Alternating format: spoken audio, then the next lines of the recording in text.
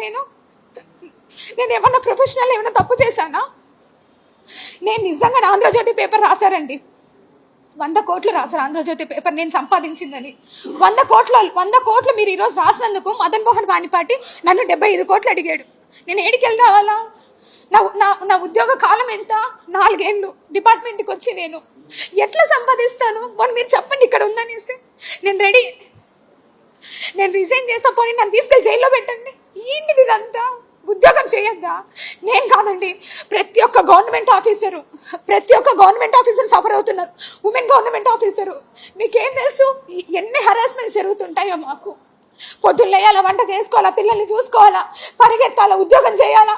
నా ర్యాంకు, నాది gazetted officer rank. ఈరోజు దేశమంతా కూడా మహిళలకి 33% రిజర్వేషన్ని ఇవ్వాలని డిస్కస్ చేసి చట్టసభల్లో ఈరోజు అందరూ ఆమోదించిన సమయానికి మహిళలంతా కూడా సంతోషించాలా, లేకపోతే ఈ బండారు సత్యనారాయణమూర్తి లాంటి వాళ్ళ మాటలు చూసి రాజకీయాల్లోకి రావాలనుకుంటున్న వాళ్ళు, ముఖ్యంగా మహిళలు భయపడి ఆగిపోవాలా అర్థం కాని పరిస్థితి. ఎందుకంటే మన దేశంలో మహిళల్ని గౌరవించమని చిన్నప్పటి నుంచి తల్లిదండ్రులు నేర్పిస్తారు. కానీ ఈ బండారు సత్యనారాయణ మాటలు చూస్తే వారి తల్లిదండ్రులు కూడా తల వంచుకుంటారని నేను అనుకుంటున్నా. ఎందుకంటే ఈరోజు ఒక మహిళని చూడకుండా, ఒక మహిళా మంత్రిగా ఈరోజు మహిళల కోసం ఎన్నో పోరాటాలు చేసిన నన్ను ఎంత నీచంగా, ఎంత హేయంగా మాట్లాడారో అది విన్న ఎవరైనా కూడా బండారు సత్యనారాయణమూర్తిని చెప్పుతో కొట్టకుండా ఊరుకోరు. ఈరోజు ఈ రాష్ట్ర పోలీసులు బండారు సత్యనారాయణమూర్తి మాట్లాడిన మాటలకి కేసు ఫైల్ చేసి అరెస్ట్ చేస్తే రాష్ట్రంలో ఉన్న మహిళలంతా కూడా స్వాగతిస్తున్నారు, సంతోషపడుతున్నారు. కానీ అదేంటో తెలుగుదేశం పార్టీ నాయకులు మాత్రం దాన్ని ఖండిస్తున్నామంటూ సిగ్గు లేకుండా ఈరోజు మాట్లాడుతుంటే చాలా బాధేస్తుంది.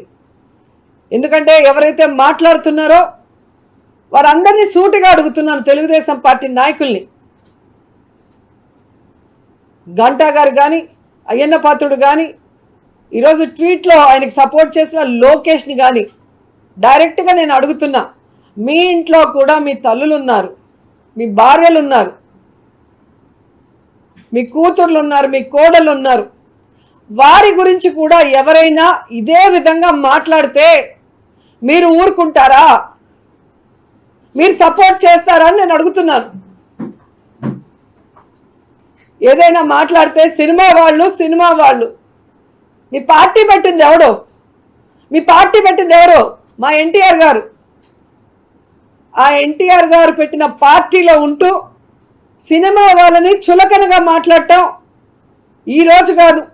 నేను అపోజిషన్లో లీడర్గా ఉన్నప్పటి నుంచి అసెంబ్లీలో బయట ఏ విధంగా మీరు హరాస్ చేశారు, నా క్యారెక్టర్ని ఏ విధంగా నీచంగా మాట్లాడారో ఈ రాష్ట్ర ప్రజలందరూ కూడా గమనిస్తున్నారు. ఈరోజు ఓపిక్గా ఉంటుంటే రోజుకి శృతి మించిపోతోంది. మీ ఇంట్లో ఉన్న ఆడవాళ్ళు మాత్రమే ఆడవాళ్ళ? వైఎస్ఆర్ కాంగ్రెస్ పార్టీలో ఉన్న ఆడవాళ్ళు కాదా? మాకు మనసు లేదు, మాకు ఫ్యామిలీ లేదు, మాకు పిల్లలు లేరా? మీరు ఏది మాట్లాడినా అందరూ అడ్జస్ట్ అయ్యి ముందుకు వెళ్ళిపోవాలా? ఏం మాట్లాడుతున్నావు? ఈ బండారు సత్యనారాయణమూర్తి భార్యను అడుగుతున్నా డైరెక్ట్గా, ఏ రోజైతే నీ మొగుడు ఇలా మాట్లాడాడని తెలిసిందో చెప్పు తీసుకొని నువ్వు కొట్టుంటే